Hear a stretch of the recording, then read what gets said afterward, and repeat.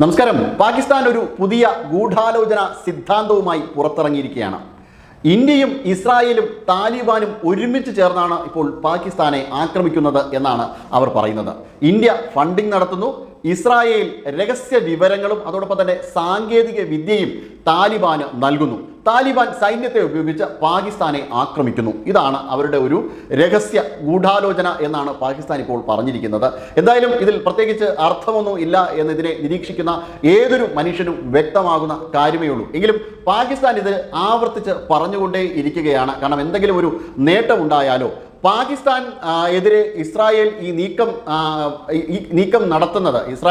നടത്തുന്നത് മോദിയുടെ കൂടി പിന്തുണയോടുകൂടിയാണ്. അതായത് മോദി ഇസ്രായേൽ എത്തി നെതന്യാഹുവുമായി ചർച്ച നടത്തിക്കൊണ്ടിരിക്കുന്ന ആ സമയത്താണ്, അതായത് ഇസ്രായേലിൽ എത്തുന്ന സമയത്താണ് അഫ്ഗാനിസ്ഥാനിൽ നിന്ന് ഒരു ആക്രമണം പാകിസ്ഥാനിലേക്ക് ഉണ്ടാകുന്നതെന്നാണ്. അപ്പോൾ അതിൻ്റെ കാരണം മോദിയും ഇസ്രായേലും ആണ് എന്നാണ് പാകിസ്ഥാൻ പറഞ്ഞു വയ്ക്കുന്നത്. എന്നാൽ ഇതൊന്നും അല്ല വാസ്തവം. പാകിസ്ഥാൻ നടത്തിയ ചെയ്തികളാണ് ഈ ആക്രമണത്തിൻ്റെ പിന്നിലെന്ന് എല്ലാവർക്കും അറിയാം. കാരണം അത്രമാത്രം വലിയ ക്രൂരതയാണ് അഫ്ഗാനിസ്ഥാന് മേൽ പാകിസ്ഥാൻ നടപ്പിലാക്കിയത്. അവിടുത്തെ അഭയാർത്ഥികളായിട്ട്, അതായത് അഫ്ഗാനിസ്ഥാനിൽ നിന്ന് അഭയാർത്ഥികളായി പാകിസ്ഥാനിൽ കഴിഞ്ഞിരുന്ന ജനതയെ ഒരു കാരുണ്യവും കൂടാതെയാണ് പാകിസ്ഥാൻ ചവിട്ടി പുറത്താക്കിയത്.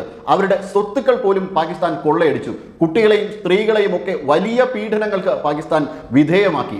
ഒരു കാലത്ത് താലിബാനെ പാകിസ്ഥാൻ ഉപയോഗിച്ചിരുന്നത് പോലും ഭാരതത്തിനെതിരെ ആക്രമണം നടത്തുവാനാണ് എന്നുള്ള സത്യം കൂടി അവർ മനസ്സിലാക്കിയതോടു കൂടിയാണ് ഇത് കൃത്യമായി അഫ്ഗാനിസ്ഥാൻ പാകിസ്ഥാനെ ആക്രമിച്ചത് എന്നതാണ് വസ്തുത. എന്നാൽ ഈ വസ്തുതയൊക്കെ തിരിച്ചറിഞ്ഞതിന് ശേഷം പാകിസ്ഥാൻ വീണ്ടും ഈ ഒരു ഗൂഢാലോചന സിദ്ധാന്തം എയറിലേക്ക് വിട്ടുകൊണ്ടേയിരിക്കുകയാണ്. എന്നാൽ അതിൽ ഒരു കഴമ്പുമില്ല. ഇപ്പോൾ പാകിസ്ഥാൻ പറയുന്നത് ഭാരതം അഫ്ഗാനിസ്ഥാനിലേക്ക് അയക്കുന്ന മരുന്നും വൈദ്യസഹായം അതോടൊപ്പം തന്നെ ഭക്ഷണത്തിനോടൊപ്പം അഫ്ഗാനിസ്ഥാനിലേക്ക് ഡ്രോൺ സാങ്കേതിക വിദ്യ കൂടി കടത്തുകയാണ് എന്നാണ് പറയുന്നത്. എന്തായാലും ഇത് പാകിസ്ഥാനെ തന്നെ തിരിഞ്ഞുകുത്തും എന്നുള്ള കാര്യം ഉറപ്പാണ്. കാരണം അത്യധികം വിഷമം അനുഭവിക്കുന്ന, ബുദ്ധിമുട്ടും ദാരിദ്ര്യവും അനുഭവിക്കുന്ന ഒരു രാജ്യത്തിനെ ഇന്ത്യ സഹായിച്ചു എന്ന് മാത്രമേ ഉള്ളൂ.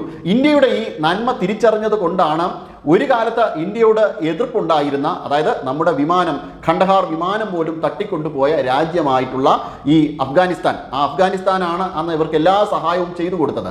ആ അഫ്ഗാനിസ്ഥാൻ എന്തുകൊണ്ടാണ് ഇന്ന് ഭാരതത്തോടൊപ്പം ചേരുന്നത്, ഭാരതത്തിനോടൊപ്പം നിലയുറപ്പിക്കുന്നത് എന്ന് ചോദിച്ചാൽ തീർച്ചയായും അത് ഭാരതം അഫ്ഗാനിസ്ഥാന് ചെയ്തു കൊടുത്ത സഹായത്തെക്കുറിച്ച് തിരിച്ചറിഞ്ഞതുകൊണ്ടാണ്. അവിടുത്തെ ജനതയെ എങ്ങനെയാണ് ഇന്ത്യ കൈവെള്ളയിൽ വെച്ചുകൊണ്ട് നോക്കുന്നത് എന്ന് മനസ്സിലാക്കിയത് കൊണ്ടാണ് ഭാരതത്തിനോടൊപ്പം അഫ്ഗാനിസ്ഥാൻ നിൽക്കുന്നത്.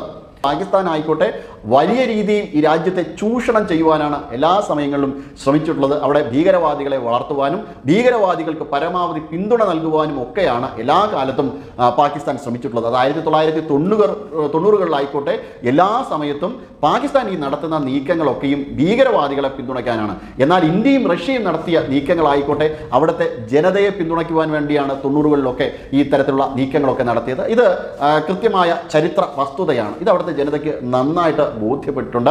അതുകൊണ്ട് തന്നെ പാകിസ്ഥാൻ ഇപ്പോൾ പറയുന്ന ഒരു കാര്യത്തിനോടും ഒരു കൂറും ഒരു രീതിയിലുള്ള വിശ്വാസ്യതയും ആരും പുലർത്തില്ല. അന്താരാഷ്ട്ര സമൂഹങ്ങൾക്കിടയിൽ തന്നെ, രാജ്യങ്ങൾക്കിടയിൽ തന്നെ പാകിസ്ഥാൻ ഒറ്റപ്പെട്ട് കഴിഞ്ഞു. പക്ഷേ ഇപ്പോൾ പാകിസ്ഥാൻ വിചാരിക്കുന്നത് തങ്ങൾ വലിയ രീതിയിൽ പശ്ചിമേഷ്യൻ യുദ്ധത്തിൻ്റെ സമാധാനവുമായി ബന്ധപ്പെട്ട് മധ്യസ്ഥരാണ് എന്നൊക്കെയാണ്. പക്ഷേ ഇതിലൊന്നും ഒരു കഴമ്പുമില്ല. ലോകരാജ്യങ്ങളെല്ലാം തന്നെ പാകിസ്ഥാനെ സംശയദൃഷ്ടിയോടുകൂടി തന്നെയാണ് കണ്ടത്. അതിൻ്റെ ഒരു ഉത്തമ ഉദാഹരണമാണ് ഷാങ്ക്രില ഡയലോഗിൽ വെച്ച് ഹേഗ് സേത്തിനോട് പാകിസ്ഥാന്റെ മാധ്യമ പ്രവർത്തകർ ചോദിച്ച ഒരു ചോദ്യമുണ്ടല്ലോ. ഭാരതം അടുത്ത ഇടെ തന്നെ അഗ്നി 6 പരീക്ഷിക്കും. 12,000 കിലോമീറ്റർ ദൈർഘ്യം ഇത് കവർ ചെയ്യുന്ന ഇന്റർ കോണ്ടിനെന്റൽ ബാലിസ്റ്റിക് മിസൈലാണ്. ഇതിൽ അമേരിക്കയ്ക്ക് ആശങ്കയൊന്നും ഇല്ലേ എന്നാണ് പാകിസ്ഥാന്റെ മാധ്യമ പ്രവർത്തകർ ചോദിച്ചത്. അതിന് മറുപടിയായി ഹേഗ് സേത്ത് പറഞ്ഞതാകട്ടെ, ഭാരതം ഒരു ജനാധിപത്യ രാജ്യമാണ്. ആ രാജ്യം ഒരു കാരണവശാലും ലോകത്തിലെ മറ്റൊരു രാജ്യത്തെ അങ്ങോട്ട് ചെന്ന് ആക്രമിക്കില്ല. അതുകൊണ്ട് തന്നെ ഭാരതം എന്ത് തരം പരീക്ഷണം നടത്തിയാലും തങ്ങൾക്ക് യാതൊരു എതിർപ്പുമില്ല എന്നാണ് ഹേഗ് സേത്ത് പറഞ്ഞത്. ഇത് പാകിസ്ഥാനെ സംബന്ധിച്ച് വലിയ തിരിച്ചടി തന്നെയാണ് കിട്ടിയത്. അതോടെ പാകിസ്ഥാന്റെ എല്ലാ അടവും പൊളിഞ്ഞു. ഇപ്പോഴും പാകിസ്ഥാൻ ചില ഗൂഢാലോചന സിദ്ധാന്തങ്ങൾ ഏറിൽ കയറ്റി വിടുന്നുണ്ടെങ്കിലും ഇതൊന്നും തന്നെ വിജയിക്കുവാനേ പോകുന്നില്ല.